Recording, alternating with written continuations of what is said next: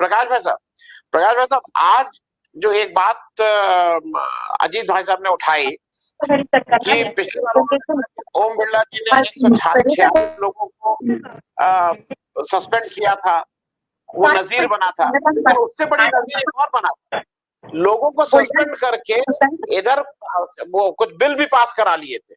मतलब अगर मान लीजिए किसी कंडक्ट में, मैं ये भी मानता हूँ किसी ने भाई बहुत ही बदमाशी कर दी, आप सस्पेंड करिए, लेकिन कम से कम एक मोरालिटी ये होती है कि उस समय कुछ इस तरह का पार्लियामेंट्री काम नहीं होता है।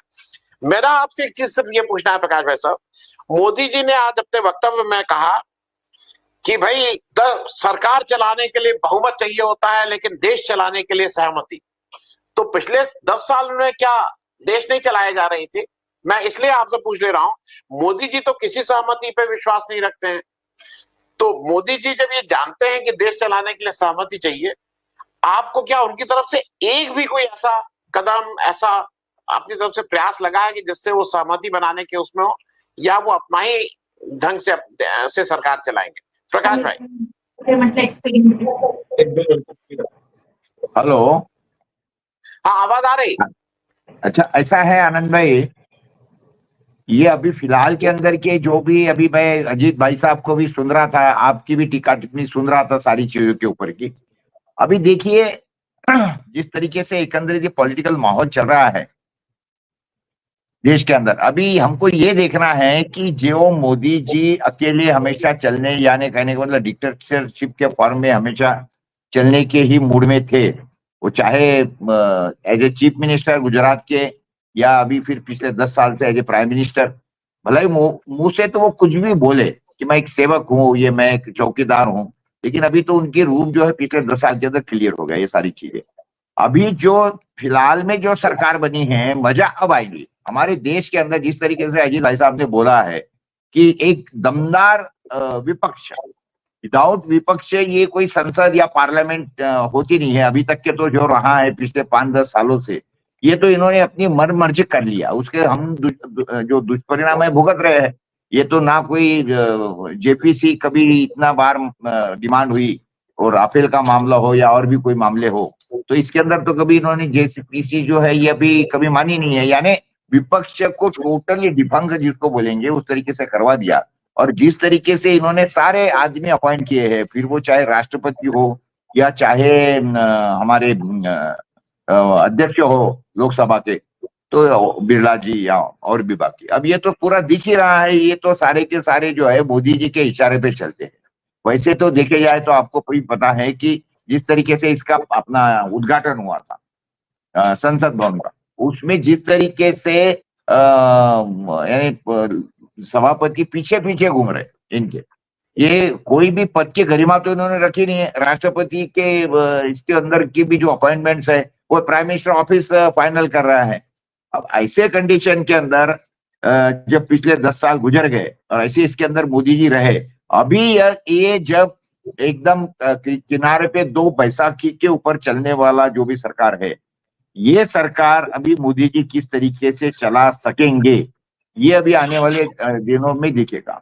दूसरी बात में आपने जो राहुल जी के बारे में भी जो किया है, अभी ये तो बात बिल्कुल दिख गई कि इन्होंने जो अपनी सारी कायनात लगा दी थी राहुल गांधी का ये मिटाने के लिए या कांग्रेस मुक्त भारत करने के लिए, अभी ये तो कांग्रेस युक्त बीजेपी हो गया है, ये भी अभी हमने अभी तक के देखा है।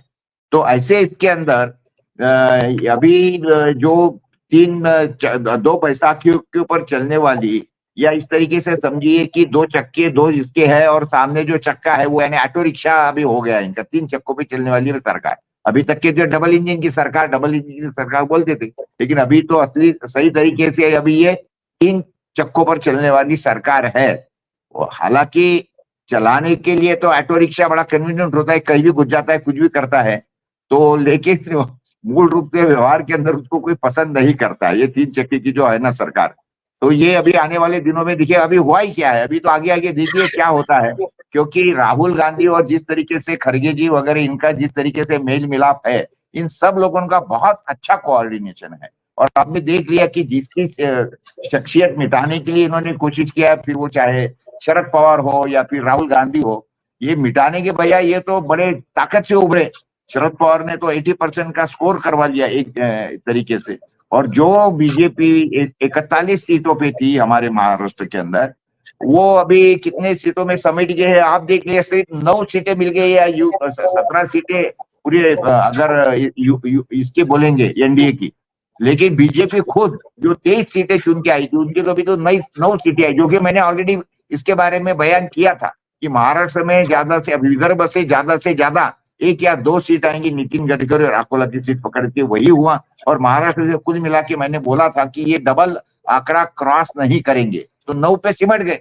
तो अभी तो जनता के हाथ में इलेक्शन गया है, उसका परिणाम हम लोग सब देख रहे हैं। आने वाले दिनों के अंदर ये सारा का सारा ये देखने का बड़ा अच्छा रहेगा कि और उसके बाद में ये जिस तरीके से अभी असली तरीके से डेमोक्रेसी आ गई, एक दमदार विपक्ष, एक समझदार विपक्ष इनको जिस तरीके से मिला है, और राहुल गांधी जिस तरीके से उभर कर आए हैं इतने दिनों में, तो ये अभी असली मजा खेल का आएगा। ये बात ये हमको समझना चाहिए। जी जी जी जी प्रकाश भाई साहब, एक दो चीजें ये बताइए। एक एक एक बड़ा इशू देश के सामने ये है कि अभी तक जो मोदी जी जिन इशूज से बोलते थे या बात करते थे, जैसे मंदिर है, मंदिर का लिमिटेड वो इशू हिंदी बेल्ट में जाता था, वो काशी विश्वनाथ की, फिर सेनेगल की बात करते थे, तमिलनाडु वाले उससे प्रभावित। लेकिन नीट परीक्षा, मतलब ये जो परीक्षाएं हो रही हैं, इससे पूरा देश प्रभावित है। हमारे घर के बच्चे, आपके घर के बच्चे, कोई ऐसा घर नहीं है जिसका मतलब कोई भांजा, कोई भतीजा, कोई ना कोई प्रभावित हो। नीट वाला जो मामला है, मेरे दर्शक कह रहे हैं कि इमरजेंसी में सब कुछ खराब था, लेकिन भैया बच्चों के साथ तो सब ठीक होता था, परीक्षाएं तो ठीक से होती थी, आप बाकी कुछ कह लीजिए। मैं एक ये इसलिए पूछ रहा हूं कि मोदी जी हरदम इलेक्शन मोड में रहते हैं। मोदी जी की अग्नि परीक्षा है, क्योंकि अगले 3 इलेक्शन हरियाणा, झारखंड और महाराष्ट्र, मेरे हिसाब से अगर इंडिया गठबंधन अपनी तरफ से एक्स्ट्रा प्रयास हारने का ना करे तो वो नहीं हारेगा। अब वो तुल ही जाए कि मुझे हारना है, मुझे हारना है, मतलब खूब जोर लगा के अगर करेगा तब हारेगा। नहीं तो आज मोदी जी के लिए सबसे बड़ा चैलेंज इन 3 राज्यों में अपनी साख बचाने का है। तो मैं इन सब चीजों को लेते हुए, नीट से इतना घिरे हुए, मोदी जी को कुछ ड्रास्टिक करना होगा। मोदी जी को आपको लगता है कि इन्हीं सब मतलब इधर उधर की जुमले वो कुछ बोल के, कुछ करके, ये करके वो निकल जाएंगे? क्योंकि 3 चुनाव जो हैं वो मोदी जी का भविष्य तय करने जा रहे हैं, ऐसा मुझे लगता है। प्रकाश भाई साहब। आनंद भाई देखिए, ऐसा है कि ये बात तो आज तय हो गई है कि वो जो मोदी का करिश्मा वगैरह जो है, ये सारा 10 साल के अंदर ही खत्म हो गया। और ये अभी जुमलेबाजी के ये है इनका, ये सारी बातें ओपन हो गई, उसके ऊपर हमने चर्चा करना मैं समझता हूँ कि समय की बर्बादी होगी। एक बात अभी समझनी चाहिए कि देखिए, बीजेपी के जो उम्मीदवार खड़े थे, 27 जगह पे इनके डिपॉजिट जब्त हुए हैं, ये बात पहले समझिए, यानी इनके कितना। उसके बाद में वो महमूद प्राचा करके एक एडवोकेट है, उन्होंने तो अभी इसके ऊपर बड़ी केस लगा दी है कि किस तरीके से इन्होंने ये सारा का सारा खेल किया है। और वोटों की गिनती के अंदर, और जो इन्होंने करीब करीब 1,70,00,000 वोट बढ़ाए हैं, उसके ऊपर भी सारी की सारी अभी एक एक परतें खुलते जा रही है। तो और उसके बावजूद भी 500,000 वोटों से कहा का तो 25 वोटों से या 100 वोटों से ये लोग इनकी बीजेपी के चुन के आए हैं, यानी टक्कर तो काटी की हुई। और ये भी बात हमको मानना चाहिए कि इलेक्शन कमिश्नर जो था, वो तो इनके क्या बोलते हैं, इनके दरवाजे पर संकल से बांधे हुआ ये एकदम मोस्ट ओबीडियंट डॉग था। तो इस तरीके से ये बातें सब इसकी चल रही है।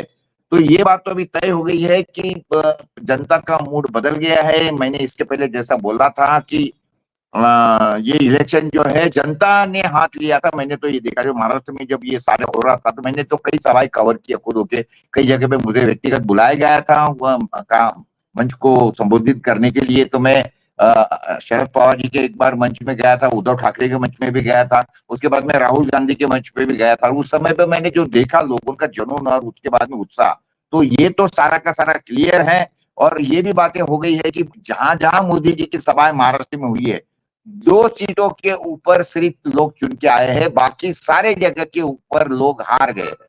ये एक बात हो गई। दूसरी बात में जो इन्होंने जो एक चाल खेली थी 2019 के अंदर, कि जो दलित समाज के वोट है वो वंचित बहुजन आघाड़ी के नाम पे इन्होंने खड़े कर दिए थे। रातों रात एक पार्टी खड़ी कर दी। अंबेडकर जी, वो जो उनकी पार्टी नाम था उसका बहुजन महासंघ जो था, वो बहुजन विकास आघाड़ी जो उनकी थी, वो उन्होंने बदल दिया और उसके ऊपर नवा नाम लाया वंचित बहुजन आघाड़ी। और उसके बाद में वो ऐसा कहा जाता है कि उनको काफी पैसा दिया गया, करीब करीब 200-300 करोड़ रुपए, 2 हेलीकॉप्टर दिए गए, 2 जगह पे खड़ा कर दिया गया, सोलापुर में खड़ा करवा दिया उनको, और जहां जहां वो खड़े रहे वहां पे उन्होंने कांग्रेस की सीटों को गिराया। इस बार भी वही हुआ। लेकिन अभी ये मानना पड़ेगा, देखना पड़ेगा कि पिछले इलेक्शन के अंदर वंचित बहुजन आघाड़ी को जितने वोट मिले थे उससे 27 लाख वोट कम पड़े हैं, 27 लाख वोट, एक बार समझिए। तो ये एकदम उसके दी जाता है, क्योंकि अभी लोगों को समझ में आ गया था ये अम्बेडकर जी का पूरा जो गेम है ना, ये इनका भी लोगों का समझ में आया है, एक विषय। दूसरी बात में ये आपने जिसका जिक्र किया था, जैसे शिवराम सिंह जी हो गए या शिवराज सिंह जी हो गए, जिनका एग्रीकल्चर मिनिस्टर। देखिए, बीजेपी के अंदर जिनकी पब्लिक फिगर है, ऐसे मंत्री है कितने? एक नितिन गडकरी है, जो अभी शिवराज सिंह जी है, हालांकि इनको तो चीफ मिनिस्टर बनाना चाहिए था, क्योंकि जो गुजरात में चमत्कार हुआ है या जो भी कुछ किया गया है वो तो शिवराज सिंह के सर पे ही उसका सेहरा था। लेकिन ठीक है, नई चीफ मिनिस्टर बना दिया, अभी केंद्र में मंत्री बना दिया, और बहुत अच्छा काबिल आदमी को मंत्रालय दिया गया, जैसा आपने कहा था। मैं भी आपसे सहमत हूँ, आपके विचारों से, वही हिसाब से। तो अभी जो फिलहाल में जो अभी महाराष्ट्र की जो परिस्थिति है, आने वाले दिनों के अंदर मैं आपको इतना बोलता हूँ कि इनके 105 सीटें है बीजेपी की महाराष्ट्र में, 105 सीटों पे ये चुन के आए थे, और 88 सीटें शिवसेना के साथ में इनके चुन के आए थे। लेकिन इस तरीके से इन्होंने ये सारी की सारी गेम की, ये कर दिए, फिर शिवसेना को बोले कि भाई हम साथ में आपके नहीं आएंगे और आपको वो मुख्यमंत्री पद नहीं देंगे। तो उसके बाद में आपको पता ही है सारा गेम क्या हो गया है। अभी महाराष्ट्र में अगर चुनाव हुए तो मैं आपको बता देता हूं कि 105 में 5 के बीच में इसका 0 निकल जाएगा, 15 सीटों में ये सिमट जाएंगे। मैंने लोकसभा चुनाव के अंदर भी बोला था कि ये महाराष्ट्र में 9 के ऊपर बीजेपी की सीटें नहीं आएंगी, वही हुआ। मैंने ये भी बोला था कि विदर्भ के अंदर आई तो 1 या 2 सीट ज्यादा, वैसी हुआ 10 में से। तो ये सारी, क्योंकि जी भाई साहब, नहीं आप कंप्लीट करिए प्रयास भाई। हाँ, तो क्या है मालूम है क्या कि अभी फिलहाल के अंदर हमारे महाराष्ट्र के अंदर भी जो मनोज जरांगे का, यानी जो मराठा वोटों का भी जो चक्कर है, वो चक्कर भी किसने चलाया? उसके पीछे एक ही आदमी है, वो आदमी का नाम है देवेंद्र फडणवीस। तो ये जितनी भी चालें देवेंद्र जी खेले हैं, चाहे वो फिर वंचित बहुजन आघाड़ी को खड़ा करना हो, या उसके बाद में ये हमारा एकनाथ शिंदे को पैसे दे के उनके आदमियों को 50-50 करोड़ दे के आना, या अजित पवार की पार्टी फोड़ना, या फिर मनसे को ठाकरे को लाना, ये सारी चालें जी थी, ये उनकी टोली उल्टी पड़ गई है। और अभी ये जो चालें चल रहे हैं उसके कारण महाराष्ट्र के अंदर 105 की जगह पे 15 पे ये लोग सिमट जाएंगे, क्योंकि लोगों में बड़ा रोष है। शरद पवार ने उनका ये साबित कर दिया, अजित पवार का भी पूरा का पूरा खेमा खाली हो गया। जी